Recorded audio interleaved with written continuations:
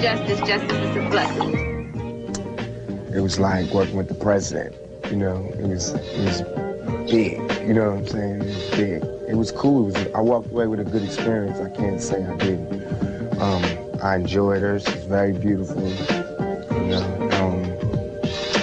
And my tongue will never be the same. You know he tripping because he like you. We kicked it, you know, but I went into the movie saying, you know, in order for me to do this right, I gotta really, truly, indeed fall in love with Janet Jackson. And I did that. I still believe that I did that. I really did fall for it. And when the movie was over, it was like we broke up. You know, and I felt her not being there. After they see it and wait for a while they can go, that was a love story. That was like Romeo and Juliet, you know, but for black folks. Just look at it, you know, little ghetto gutter kid, rich Janet Jackson. We do a movie together, you know? I mean, you can't get no more West Side Story than that. It's very hot. Okay. If Bishop from Juice was a reflection of young black male today, I wouldn't be honest if I didn't show another reflection. All of our young black males are not violent. They're all not taking the law into their own hands. They're all not going to that extreme to accomplish some sort of achievement in their life. So this is just another way of showing how you can be a young black male and accomplish something. Lucky is doing it the opposite way the Bishop did. He's working, he's very responsible, he's deliberate about the things he's doing, he's taking care of his daughter. He's a respectful person, you know what I'm saying? He lives at home with his mother. He's not sweating it. That's where he wants to be. He wants to work. He wants to set goals and accomplish them. This is the barbecue. We're the hot sauce. Props ain't know about the hot sauce. So you gotta think hot sauce. You got to have the hot sauce. It's real. It's just how you feel when you get around somebody you like and you can't express yourself. Everybody's going to feel that frustration. Everybody's going to feel that stutter when you want to say something and it don't come out right. Everybody can relate to that black, white, small, tall, fat, short, skinny, all that. So that's what it's about. It's like, it's just that awkwardness of being around somebody that you really enjoy and you really want to get to know better. But you don't want to give up nothing, they don't want to give up nothing, so it's a tug-of-war game. In his first feature film since the critically acclaimed Boys in the Hood, writer-director John Singleton has created a motion picture that shatters expectations. The film is Poetic Justice. I always wanted to do a whole trilogy of films that were set in South Central Los Angeles. I call it my South Central Trilogy. And this is the second installment. I wanted to do something that could still have the whole flavor that the first movie had, but at the same time move away and allow me to like really free myself up and do some different things. Making her feature film debut in the role of Justice is Grammy Award-winning music superstar Janet Jackson. For her and Singleton alike, it was a chance to try something new. Whereas the first movie went on with what it was like to be a man growing up in South Central Los Angeles, this has a different take on it. You know, this is showing how the deaths of all these brothers have been affecting the women. Now, if you listen closely, I'll tell you what I know. Storm clouds are gathering. The wind is gonna blow. The race of man is suffering, and I can hear them moan. 'Cause nobody can make it out here alone.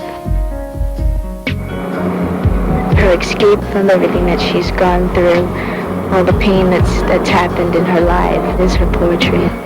It's very different from other roles that you have seen on television or on film. And I think that's what makes it so neat. The poetry Singleton chose for the film is that of Maya Angelou, one of America's preeminent poets. In Singleton, Angelou found someone who shares her love of language. He listens to how people talk. He has a good ear. So when it comes time for him to replicate that dialogue, he is able to do it honestly. So what's your name, cuz? Lucky. Little Lucky? Oh, Lucky, yeah. So cousin, yeah. What's your name? Just call me Couldn't Be. Couldn't Be. Couldn't Be. Couldn't Be. Look at y'all, come on here, man. I want y'all. John, I think he just has a gift for seeing something in people and pulling it out of them and putting the right people together. Is that barbecue? Looks like barbecue. y'all gonna do? We gonna eat. You crazy? This is your family. Black. We all family. For the role of Lucky, Singleton turned to the talents of platinum-selling rap artist turned actor Tupac Shakur. Known for his portrayal of a violent youth in the film Juice, Shakur found in the role of Lucky the opportunity to portray a more positive character. But what intrigued Singleton was the struggle between people's aspirations and the influences of the city. What y'all doing? Be honest. Looking for some busters to jack. I wanted to make it so that, you have all these characters going through all these negative things in Los Angeles and how the environment shapes their perceptions and it shapes their lives. And then if you have them come out of that and leave the outskirts of the city and they're within nature and they're experiencing all these different things, then you have just the characters to deal with. What you writing? Stuff. As they drive out of the city, they start to relax. They drop the mass of anger and secrecy and privacy that they carry around as survival techniques. And they start to relate to each other and grow warm to each other. What do you write about? Whatever's in my heart. And what's that? When you're not surrounded by peer pressure and neighborhood stuff, when you really get out and get the city off your back, it's sort of like, boom, it's okay. You feel a lot better. And it's really okay just to be yourself and be happy with it. Okay, that's a good part. That's a proper slick. Hold on. You're like the 5 heartbeats. Hey. John saw it and matched the vibes and everything, and everybody gets along on screen and off screen. And Janet has been just real fun to work with because of the fact that as megastar as she is, she's just like us. Laugh at the same stuff. Been through the same stuff with people don't imagine. And she's made everything just like buddy. Okay. All right. Is everybody happy? It was this camaraderie that helped the actors get to the heart of their characters.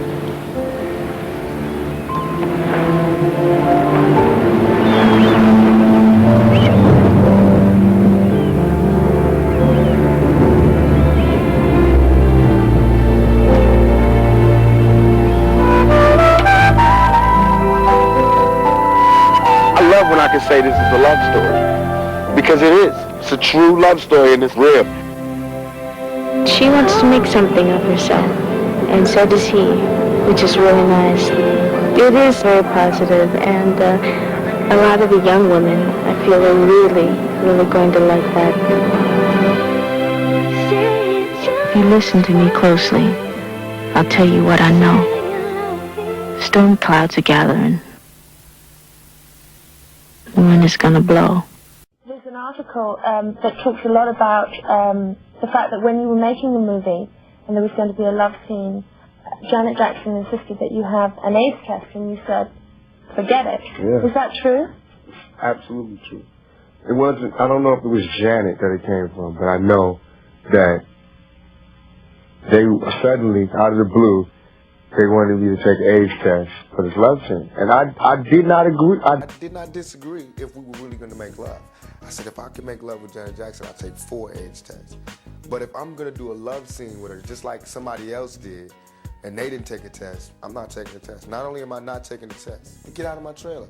I was like, and they sent like 4 different people to ask me, like somebody else asked me. First they sent the producer, then they sent the black dude, then they sent John, then they sent the girl. It don't matter who you send, I'm not taking one. Just, to me, it was just like an insult. We had a good experience on the set. You look like the type that got a kid. And what's the type? I really thought I made a friend. I thought, I know Janet Jackson for life. But as soon as the movie was over, it was like, boo, this number has been changed.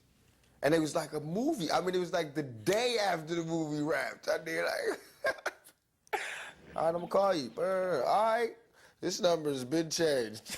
I said, oh, okay. But still, when I see her again, I run up and hug her and all of that, We was real cool.